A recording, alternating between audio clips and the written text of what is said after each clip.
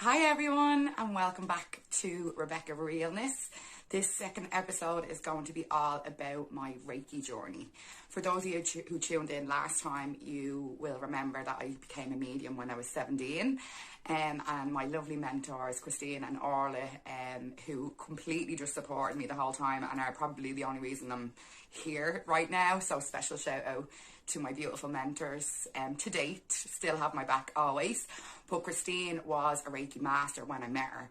So although I only became a Reiki healer about 3-4 years ago, I started my healing journey when I became a medium at 17. And obviously I was around Christine a lot, and she did teach me a lot about the Reiki healing, but I had never been attuned fully to it. So as a medium, I was always able to send healing to people. I feel like healing is all about intention as well. So I was always sending people healing and using the little tips that Christine had given me, and everybody always found it effective. But obviously when I wanted to create the retreats, I wanted one of the days to be all about basic Reiki healing and attune people so that they learn how to heal themselves and they give themselves a chance and realise that they have the power to heal themselves, whether that be physically, mentally, emotionally or spiritually.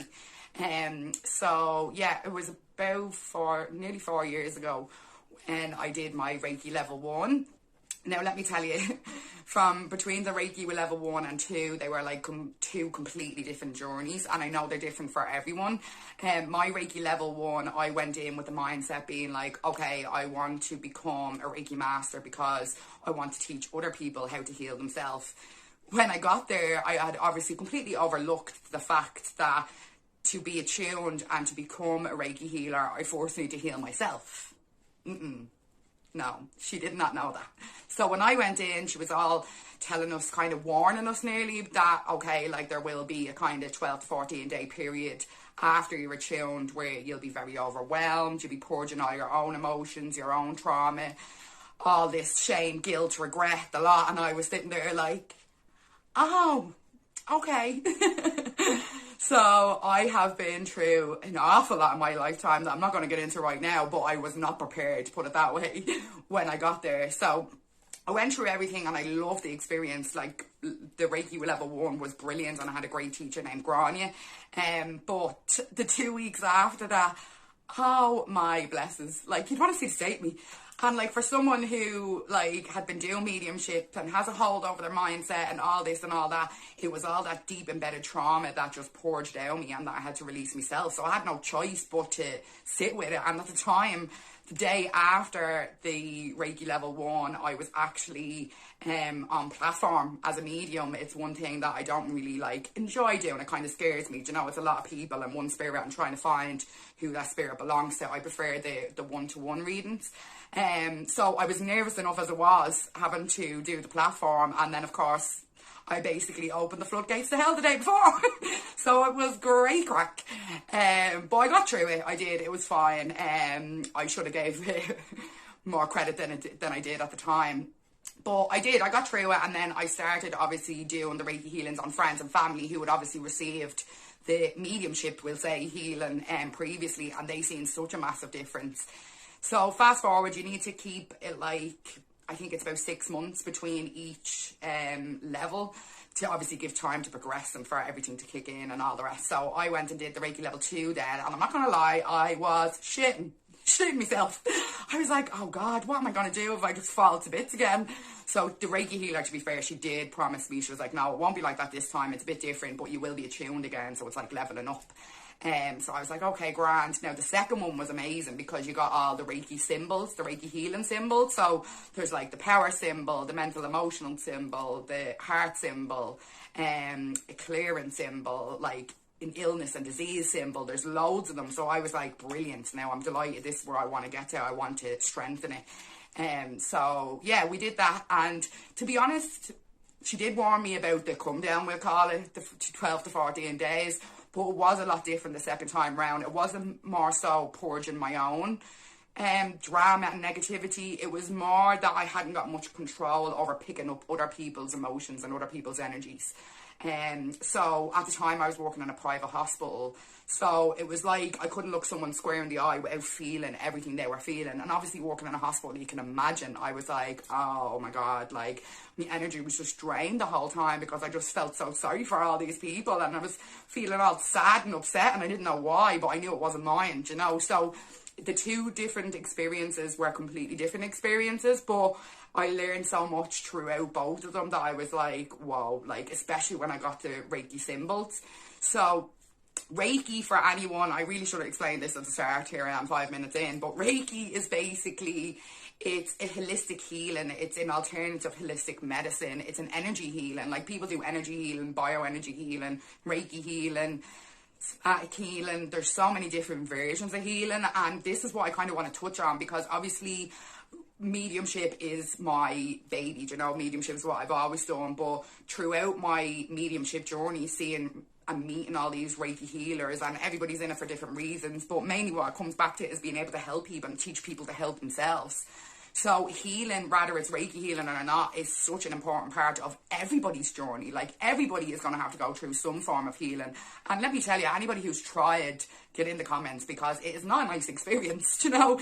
You are going to bridge zones everywhere. You're going to be up and down like there's no tomorrow. You'll think you're after healing one part, but then it triggers something else, a part that you haven't healed yet. And it is a lot of back and forward, and it's a constant thing. You're constantly going to have to, like, let go of negative people or negative situations, or like, healing is everything. And so many people, especially from a generational point of view as well, I feel like our generation are a lot more open-minded. They're not very like, you work hard, you shut your mouth, and no emotion, and blah blah blah. And that is a generational thing, like, it's fact, you know. Where our generation, we are so much more open to it. And like, even all the business courses that I've done over the last 10 years, I'd say, I've met like millionaires and billionaires, and every single one of them say the same thing, that they had multiple failed businesses, and it wasn't until they went on a healing journey, or they went inside to make changes, that things changed on the outside. Whether it was therapy, whether it was ayahuasca, whether it was Reiki healing. Like, there's so many different versions, but it's up to you to go out and try them. Like, you have to try, or you'll never know. There's no point in taking somebody else's opinion, because Reiki might work for me, but it might not work for you, you know? So you really actually have to just go out and get out of your comfort zone and try different methods of healing to find what's most effective for you, because you are going to need it your whole entire life. And you're only shooting yourself in the foot by burying it and not dealing with it, because no matter what you do or where you're trying to go, you'll come into these roadblocks and these challenges and these blockages, because your inner world is an absolute shit show. And it's so true. You could present as if you're happy as Larry. Like, I always think Robin Williams, this is always the best thing. He was the happiest person in the world, in my eyes, and I'm sure everybody else's as well. He brought so much joy to other people, and he was struggling so much and ended up killing himself because he was depressed. Like, so you really can't, it doesn't matter what you're presenting to the outside world, it's your inner world that's most important, and what's going to either help you succeed or stop you from succeeding. So I would recommend everybody, no matter what you do or who you are, you have to start your healing journey. And if you've never tried to heal yourself before, then you have a lot of work to do, because most traumatic things come from childhood, you know. Most self-limiting beliefs come from childhood. So at some stage or another, you are going to have to revisit your past and deal with it in order to move forward, and in order for it to not affect what you're trying to do going forward. So I just think healing is different for everyone. Yes, we can all give you different advice on what you can do, but the Reiki healing, I feel, is like, it's nearly like a life hack, because for you, if you are coming to me for a Reiki, you lie on a bed, you get all comfortable, you close your eyes, you listen to really relaxing music. I'm not talking at you the whole time, so it's very peaceful. And you just lie there, and it's up to the Reiki healer to pull all this negative energy, negative emotion, blockages in any of your chakras, trauma, shame, guilt, regret. Come on, you all know you have something in there that you need to kind of clear out, you know. So it really does heal you physically, mentally, emotionally and spiritually. And although it is great for physical healing, I think why it's, in my opinion, most important is that it heals people mentally and emotionally. Because often I'll say, oh, you need to work on yourself, you need to go inside, and people are looking at me like, how do you do that? Like, it's all well and good saying it, but tell me how. So it is learning to go inside yourself and figure out what's wrong with you for you and how you're going to fix it, instead of going to the doctor or sometimes going to a therapist and putting your power in their hands and expecting them to fix you.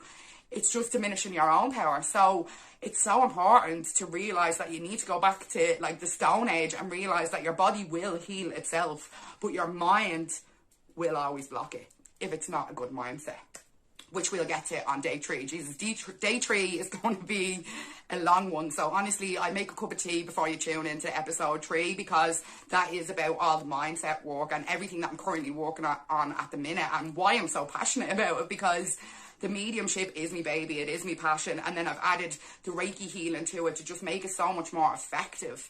And then obviously the mindset work is what holds it all together. So I'm just so excited for you all to just learn so much more about it. And like, especially with the Reiki, like there's Reiki healers everywhere. You can train to be a Reiki healer. Now, one thing I will say about the Reiki that's different to the mediumship. So mediumship, I do genuinely believe that I could teach anyone how to be a medium. And as I said, it's just up to the type of person you are, is how far you'll develop. Where the Reiki, not everyone can be a Reiki healer. So you could go and do the course and learn how to self-heal, but you might not be able to become a Reiki master. So there is kind of different rules for the mediumship and the Reiki. But you don't have to become a Reiki healer. Like, if you're not that passionate about it, go and just get a Reiki session done. Like, they're between 40 minutes to an hour, and what have you got to lose? Go and have a cat nap for an hour, and it will literally, like, people leave here and it's like the weight of a house is lifted off them. It's like clearing out all that crap in your mind, all that stagnant energy that doesn't matter anymore but still holding you back. And like, even when I did the Reiki too, and I got all the actual symbols, like clients and family and friends and all were like, whoa, like it was such an up level, and they felt such a difference. Like, I only gave my little sister a Reiki healing there last week, and she got up from it and was like, I actually feel like I'm on morphine. And I was like, wow. I was like, can you put that in a review? That's amazing feedback. Like, imagine being able to give someone like natural feeling of being on morphine. Now, you wouldn't want it all the time, but that's not the point, you know. So it's like, it's so effective, and if it's an hour of your life, why not? Now, the one thing I will say, and this is going back to Bridget Jones, and so the one thing I tell all my clients is, yeah, we'll pull out as much as we can, but for a day or two after, the deep embedded trauma that we can't pull out will resurface. So over the day or two after your Reiki healing session, you will purge your own emotions and your deep embedded trauma, and it's up to you to sit with it. And it's not that you have to change on, it's not that you have to reach out to the person, or it's just about getting your own closure, no matter what the situation, no matter what the person. It's just sitting down with yourself and your emotions and being like, okay, I acknowledge that it is what it is and not what I want it to be. I'm accepting how it made me feel, and only then will you be able to release it instead of burying it again. Because that's what happens. You bury and bury and bury, and then it'll take that one little thing that's completely irrelevant to send you over the edge, and you normally end up lashing out at the wrong people. So, people, deal with your shit. End of. So what I want you to do, and what I want you to kind of take from this video, is that you need to start your healing journey if you haven't already. And if you tried and it didn't work out, try something else. There's so many options out there for you to heal yourself, whether it is physically, mentally, emotionally, or spiritually.